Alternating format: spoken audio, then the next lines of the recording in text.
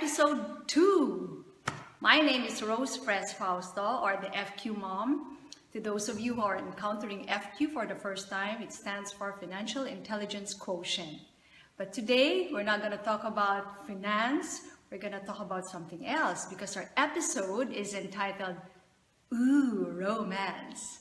As you can see, it was just Valentine's Day yesterday, and that's why I decided to wear red in theme with our topic for today. And also I'm here, if you notice, there's a portrait behind me that is our 25th wedding anniversary, our silver wedding anniversary in August 2014. So today I hope most of you have read the article already that came out on fqmom.com and philstar.com. It's entitled, Ooh, Romance. So, why? Why do we have to talk about romance? Is it important or is it just for the kids? Romance is that thing, that excitement, that pleasure that is usually associated with love. So, a lot of you might say, no, that's not for me. I'm not the romantic type. I don't like PDA or public display of affection. However, let me tell you, whether you're romantic or not, or bato, kumbaga, there are actually a lot of benefits in being romantic in your relationship, especially in your marital relationship. This is why it is important. We always remember the things that happen to us that has an emotional tug. In the vernacular, we call it may hugot. You know why?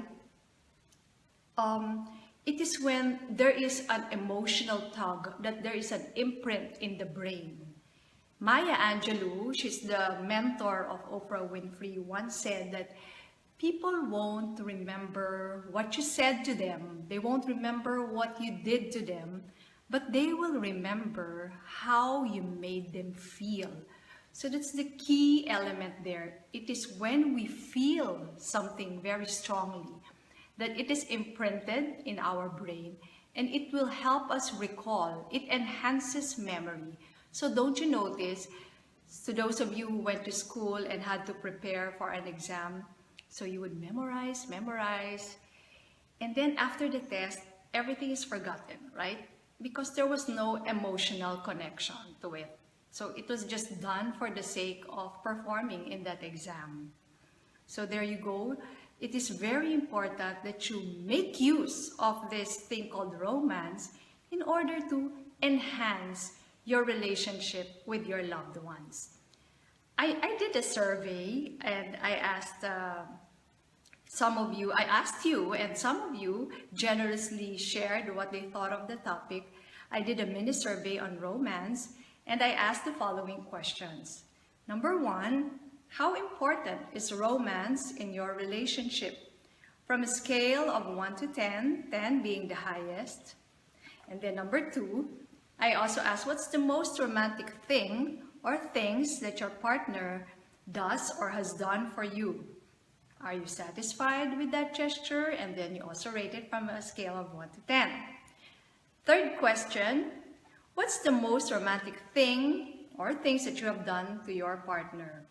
Do you think he or she is satisfied with your romantic gestures? And then also rate it from a scale of 1 to 10. And the last question I asked was this, what's your craziest romantic fantasy? And you know what? I was very happy to see that a lot of people are still romantic and are still considering romance as a very important part of a good relationship. In fact, romance is really alive because it got an average rating of 9.3 over 10, and one respondent even gave it a score of 11. And they were also satisfied with the romantic gestures that they would receive from their loved ones and the ones that they give to their loved ones. Okay, I'd like to share some of the fun answers with you. The most romantic gestures done by the partner. One said, he wrote a song for me. That's pretty romantic. Another one said, He proposed on Christmas Eve with not one, but 2 engagement rings. Okay, huh? And then still another one said, I'm the independent type of person, but I appreciate it when he helps me out with cooking and other things to do at home. He would say, just leave it there, honey. I'll take care of it. Naks naman, huh? That's very sweet, indeed. Another one said, he proposed to me on our first date. Oh my gosh. My question is, hindi ka ba natakot? Proposal na kagad. Baka sinustok ka na niyan dati pa. Well, there's another answer that goes, one time he asked me to take the cab when I brought my kids to the hospital. I actually felt bad because he could have just dropped us off. But then, when he came to fetch us, he surprised me with an advance birthday gift. My first car, a wine red Mitsubishi sedan in year 2000. Oh, bongga ang pagiging romantic ni Honey. Another one said, oh, this is nice, his lust for me never changed, no matter what size and shape I'm in. And it's a good thing that as I get older, I'm more able to keep up with his appetite. Next, we're not the typical romantic couple, but I find it romantic when, instead of giving me flowers and chocolates, he generously allows me, or should I say, he pushes me to buy expensive bags for myself. I also found it romantic when he gave me a nice car. Ayun naman pala. So, you know, girls, no matter what they say about, oh, just be practical, they still love to be lavished with really fancy gifts. And then one participant said, when I was in Washington, D.C., he traveled all the way from Hawaii just to meet my family for the first time.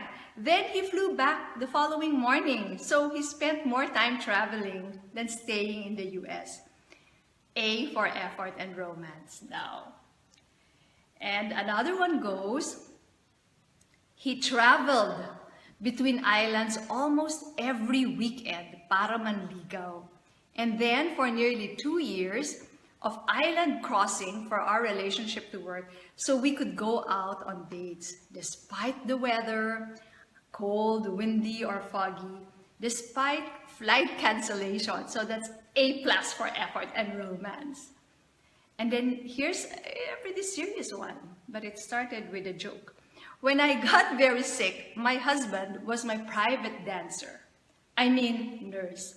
Seriously, during the time that I was very sick, he fed me, he bathed me, he carried me, held and read to me the newspaper.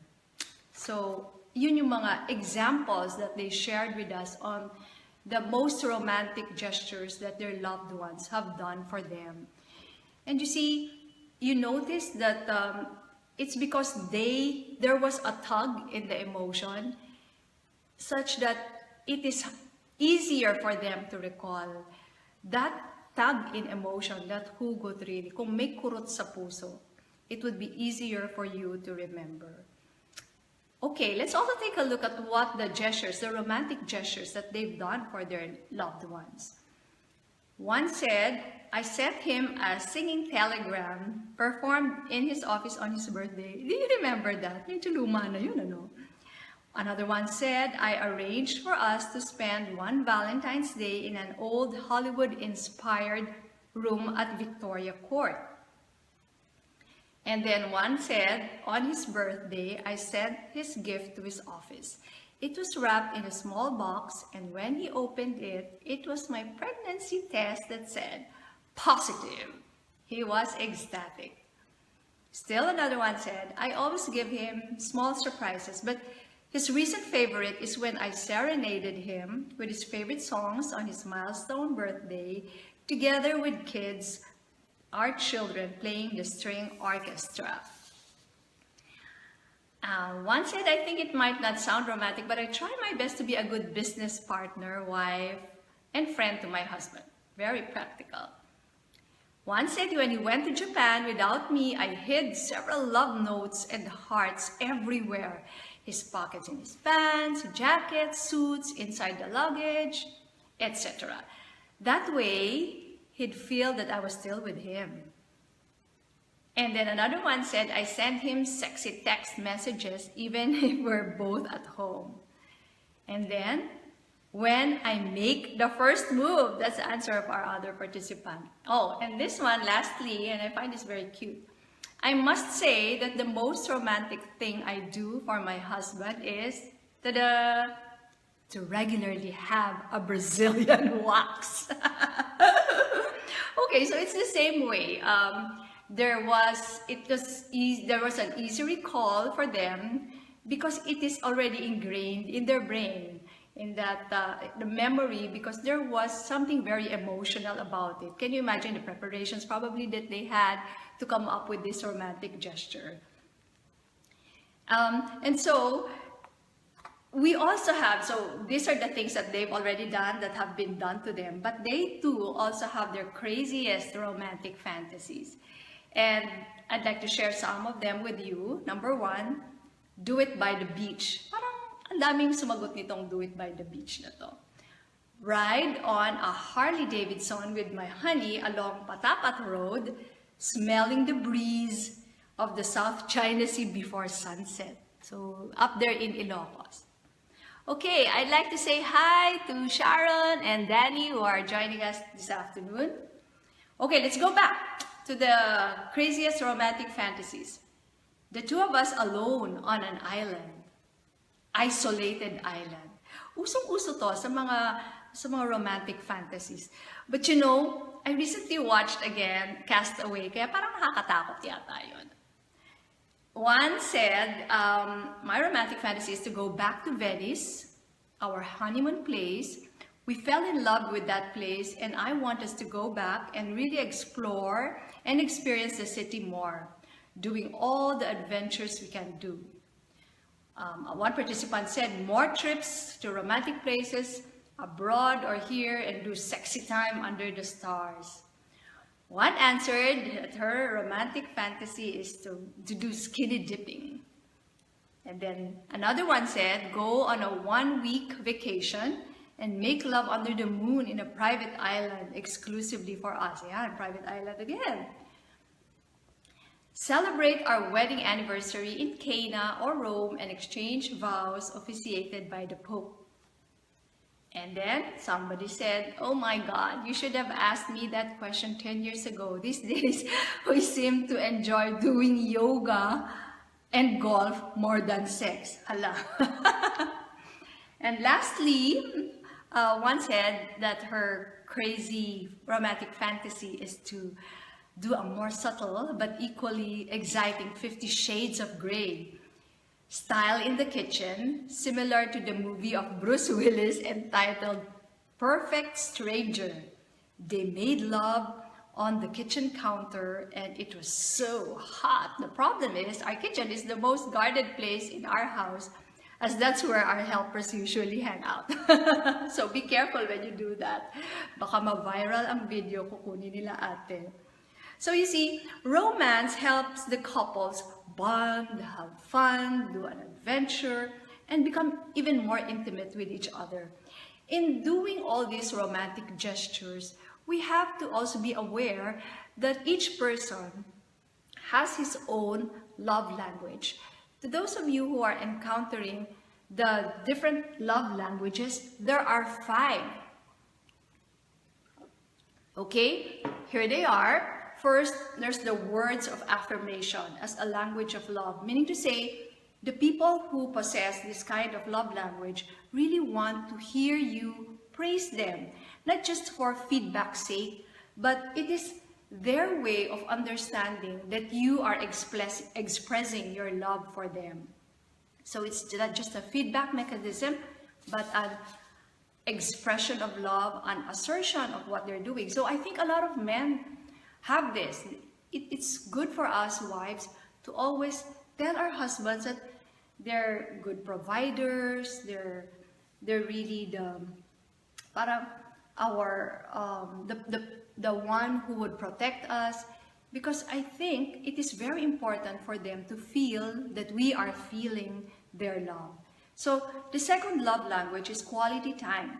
Some people feel love when they are given focused and undivided attention. I think I have this love language. And it doesn't just mean that you are together physically, but you have to be really actively engaged with each other. Hindi yung on your kanya-kanyang gadgets, ha? Hindi ganun. Hindi counted yon. The third one is acts of service. I think earlier I shared with you a wife who said that she found it romantic when her husband would help her with the chores. So that is probably her love language is acts of service. Because it shows that the other person wants to ease some of your burden, and it is an expression of love. The fourth one is physical touch. Okay, so self-explanatory. We usually call them the touchy-feely people. They love to hold hands, they love to hug, kiss. Sila yung PDA, in other words. And the last one, the fifth love language, is gifts. Some people would love to receive gifts, and usually these people are the ones who are also very fond of giving gifts. And it's not so much the cost of the gift, but it is the thought that goes with the gift, where they feel that you are expressing your love for them. Okay? So, all of these love languages should be understood by both parties so that hindi naman masayang yung romantic gesture. Baka naman you're giving this kind of love language, whereas he's expecting pala another kind of love language for you. There were a couple of questions that were sent via PM this morning, and one goes, you and Sir Marvin are my #relationship goals. If you could just give me your top 3 pieces of advice, what would they be? Okay. Siyempre, dami kong gustong sabihin, ano? Pero sabi niya, top 3 lang. Number 1, be best friends. Marvin and I are really best of friends. And that's why it's really good to start being good friends muna bago maging romantic. Because you already know each other's good side and flaws as well. So that means to say that you have to be really open to each other. Communication is there so that you can share your joys and even your sorrows with each other. Second is to talk about money in a healthy way. You know, when you get married, you don't only become one in mind and soul, but you also become one in balance sheet. Sa totoo lang, it's the absolute community of property in our country. So unless you sign a prenuptial agreement, you have to be really aware that what he owns, you own, and vice versa. And it's really very important because nobody can escape the reality of money in everyday life. So, and do you know that that is the #1 cause of marital conflicts? Money is the #1 cause. So get that out of the way. You have to talk about it in a healthy, comfortable way. Hindi yung nagsisisihan, but it's really more on these are our goals in life, so how do we fund all these goals? Okay, and the third one is that really #forever is really something difficult to do, especially with all our human limitations. So I think the third one would be an awareness. You have to believe that someone is really out there helping you make your relationship work. You believe in God that kasi kulang yung powers, kulang ang human powers to make it last forever. So it is an awareness of His presence in your relationship that would push it a little bit farther. It would be able to do what is humanly impossible, and that is the #myforever nga. Okay? And I think we have time for one last question. It says, it asks, can romance bring back our marriage to where we were prior to infidelity? Unfortunately, romance is not enough to bring back where your marriage was prior to infidelity, because infidelity has has a deeper reason. It has a, you have to get into the root of why infidelity happened. And usually what I see, what I read, what I hear from people I care about is that there is a void that has to be filled in. Usually they outgrow each other, and somehow the respect is lost, and then the trust is lost. So it's a lot of things that you have to really get into the bottom of. It's like fixing a house. You cannot, because romance is parang decoration yan eh. Parang it's just there to spice it up. But you really have to get to the bottom of the infidelity. That is a whole big topic to discuss. But I do have a recommendation. There's a book written by my friend Lizzie Ann Puno. It's called Affairs Don't Just Happen. So check that out. It's now available in major bookstores. You can read about it, and you know, really, there are so many things that you can do there. And it's also good even for those who are not having any problems yet, so that you become more proactive with your relationship. Okay, I think we went over time by 1 minute, so I'm gonna say my goodbye. I hope you had a great Valentine's celebration yesterday. And remember, the role of romance in a good relationship is basically this. Romance, romantic gestures tug the emotion, and it is when it is something that has to do with the emotions that we remember more. So all these good memories that you've deposited with each other's love tanks would be there, very helpful, especially when you encounter the crisis, the different challenges and trials of a marriage.